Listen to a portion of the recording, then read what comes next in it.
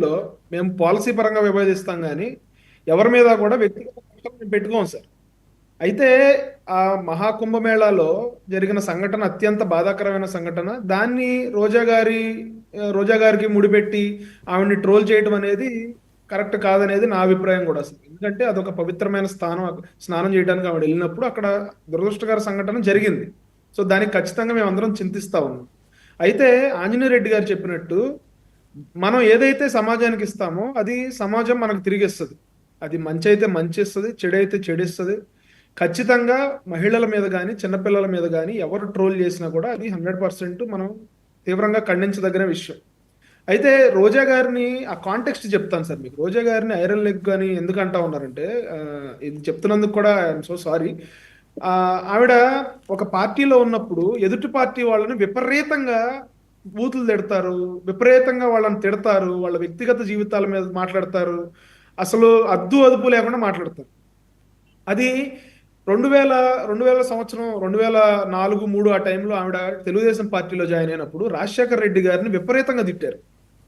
రాజశేఖర రెడ్డి గారిని ఎస్. విపరీతంగా తిట్టారు. ఏమైందంటే ఆవిడ టీడీపీలో జాయిన్ అయినప్పుడు చంద్రబాబు నాయుడు గారికి అలిపిరిలో ప్రమాదం తప్పింది.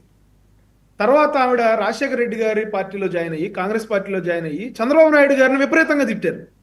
విపరీతమైన బూతులు తిట్టారు. అప్పుడు రాజశేఖర రెడ్డి గారు ప్రమాదవశాత్తు ఆయన చనిపోయాడు. అప్పుడు అంటే ఈవిడ ఏ పార్టీలోకి వెళ్తే ఆ పార్టీలో ఇట్లా ఘటనలు జరుగుతూ ఉన్నాయి అని చెప్పి ఆవిడ మాట్లాడిన మాటలకి నొచ్చుకున్న కార్యకర్తలు వాళ్ళు ఆవిడ్ని ఐరన్ లెగ్ అంటాం మొదలుపెట్టారు. అయితే ఆవిడ వైఎస్ఆర్సీపీలో చేరిన తర్వాత కూడా మార్చుకోలే. శ్రీమతి రోజా గారు ఆవిడ వైఎస్ఆర్సీపీలోకి జాయిన్ అయిన తర్వాత కూడా భువనేశ్వరి గారిని, లోకేష్ గారిని, పవన్ కళ్యాణ్ గారి కుటుంబ సభ్యుల్ని, పవన్ కళ్యాణ్ గారిని, చంద్రబాబు నాయుడు గారిని ఇష్టం వచ్చినట్టు బాడీ షేమింగ్ చేసి ఇష్టం వచ్చినట్టు మాట్లాడడం వల్ల ఏమవుతుందంటే సార్, ఈ రోజున మీరు ఒక పల్స్ పెట్టండి, ఒక పోల్ పెట్టండి 99 టీవీలో. రోజా గారికి వ్యతిరేకంగా ఎంతమంది మాట్లాడతారు, రోజా గారికి అనుకూలంగా ఎంతమంది మాట్లాడతారో మీకే తెలుస్తుంది.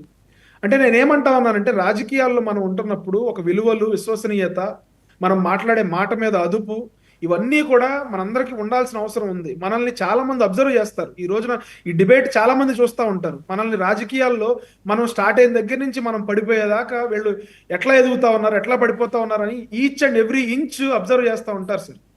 సో ఇక్కడ ట్రోల్స్ చేస్తా ఉన్నారంటే అది ఖచ్చితంగా ఎవరు చేసినా కూడా దాన్ని మనం తీవ్రంగా పరిగణించాలి. కాకపోతే ఇక్కడ ఎవరు చేస్తా ఉన్నారనేది మనం పట్టుకోలేకపోతా ఉన్నాం.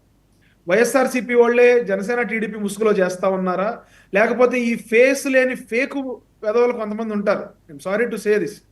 ఆ వాళ్ళు పవన్ కళ్యాణ్ గారి ఫోటో పెట్టుకుని చంద్రబాబు నాయుడు గారిని తిడతారు, చంద్రబాబు నాయుడు గారి ఫోటో పెట్టుకుని పవన్ కళ్యాణ్ గారిని తిడతారు, కూటమిలో విచ్ఛిన్నం చేయాలని చూస్తారు, కూటమిలో గొడవలు పెట్టాలని చూస్తారు. జగన్మోహన్ రెడ్డి గారి ఫోటో పెట్టుకుని కూటమిని తిడతారు, మా ఫోటోలు పెట్టుకుని వాళ్ళని తిడతారు, మమ్మల్ని ట్రోల్ చేస్తారు, వాళ్ళని ట్రోల్ చేస్తారు. వీటన్నిటికీ కూడా ఎక్కడో ఒక చోట చెక్ పెట్టాల్సిన అవసరం ఉంది సార్. ఎందుకంటే గతంలో కత్తి మహేష్ గారు అనే ఒక అంశంలో కూడా ఆయనకి ర్యాండమ్ గా 100 కాల్స్ వచ్చాయి. 100 కాల్స్, ఆయన ఫోన్ నెంబర్ని పబ్లిక్ డొమైన్ లో పెట్టేసి 100 కాల్స్ వచ్చాయి. కానీ ఆయన ఎవరి మీద కక్ష కట్టాడు? పవన్ కళ్యాణ్ గారి ఫ్యాన్స్ నాకు ఫోన్లు చేస్తా ఉన్నారు, లేకపోతే నాకు జనసేన వాళ్ళు ఫోన్లు చేస్తా ఉన్నారు అని చెప్పి ఆయన ఒక ఒక ఇదికి ఆయన కన్ఫైన్ అయిపోయాడు. కానీ నోబడీ నోస్, ఎవరికి తెలియదు ఆ 100 ఫోన్ కాల్స్ లో జనసేన వాళ్ళు ఎంతమంది చేశారు, టీడీపీ వాళ్ళు ఎంతమంది చేశారు, వైఎస్ఆర్సీపీ వాళ్ళు ఎంతమంది చేశారు, కత్తి మహేష్ గారి భావజాలం నచ్చని వాళ్ళు ఎంతమంది చేశారు అనేది ఎవరికి తెలియదు.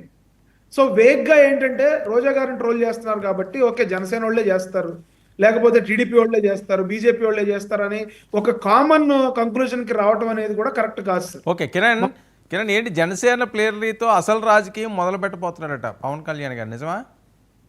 సార్ ఖచ్చితంగా జనసేన ప్లేనరీ పట్ల మేమైతే చాలా ఎక్సైటెడ్గా ఉన్నాం సార్. పవన్ కళ్యాణ్ గారు కూడా మొన్న ఒక లెటర్ రిలీజ్ చేశారు. అందులో చాలా స్పష్టంగా చెప్పడం జరిగింది, ప్లేనరీ మాకు ఫస్ట్ టైం జరుగుతా ఉంది. వైఎస్ఆర్సీపీకి కానీ టీడీపీకి కానీ వాళ్ళకి చాలా సార్లు జరిగాయి. మాకైతే ఇటువంటి ప్లేనరీ 3 రోజుల ప్లేనరీ ఫస్ట్ టైం జరగబోతా ఉంది. అందులో పవన్ కళ్యాణ్ గారు ఏమేమి అంశాలు పోతా ఉన్నారు, పవన్ కళ్యాణ్ గారు మాకు ఎట్లా దిశానిర్దేశం చేయబోతా ఉన్నారు అనేది మేమందరం కూడా చాలా ఎక్సైటెడ్ గా ఉన్నాం. ఖచ్చితంగా పార్టీకి మాకు ఒక డైరెక్షన్ అయితే ఖచ్చితంగా ఆ ప్లేనరీ ద్వారా లభిస్తుందని అయితే మేమైతే ఖచ్చితంగా ఆశాభావం వ్యక్తం చేస్తా ఉన్నాం. ఏంటి ఏదో కొత్త డైరెక్షన్ అని చెప్పి ఎక్కువ వినిపిస్తున్నది. What is our role in plenary arrangements? ఇంకా తెలియదు సార్, తెలియదు. కమిటీస్ ఇంకా ఫామ్ అవ్వలేదు. But I really wish I could get some role to play. All the best, all the best. Ramesh గారు మీకు చెప్పండి, ఏమైనా వర్మ గారు. అబ్జెక్షన్స్ ఉన్నాయా? అందరూ క్లియర్గా చెప్పారు రోజా గారిని ఓకే అలా అనడం తప్పే, కానీ అదే కొద్దిగా రివర్స్ అవుతుంటుంది మనం చేసేది ఎక్కడో దగ్గరని. ఇప్పుడు రివర్స్ అవుతుంది అని చెప్పి పవన్ కళ్యాణ్ గారు కానీ చంద్రబాబు నాయుడు గారు కానీ గతంలో ఇలా చేశారు, ఇలా చేయొద్దు ఇంకా అని చెప్పి వాళ్ళందరూ కూడా నిండు సభల్లోనూ వేదికల మీద చెప్పి యాక్షన్ తీసుకున్నారు. ఓకే ఎవరైతే వైఎస్ఆర్ మేము అడిగేది అదేనండి, వీళ్ళు ఎంతసేపు కూడా టాపిక్ ని వాళ్ళు అలా చేశారు కాబట్టి ఇప్పటికే అలా జరుగుతుంది అని చెప్తున్నారు. ఇప్పుడు వైఎస్ఆర్ కాంగ్రెస్ పార్టీ వాళ్ళ మీద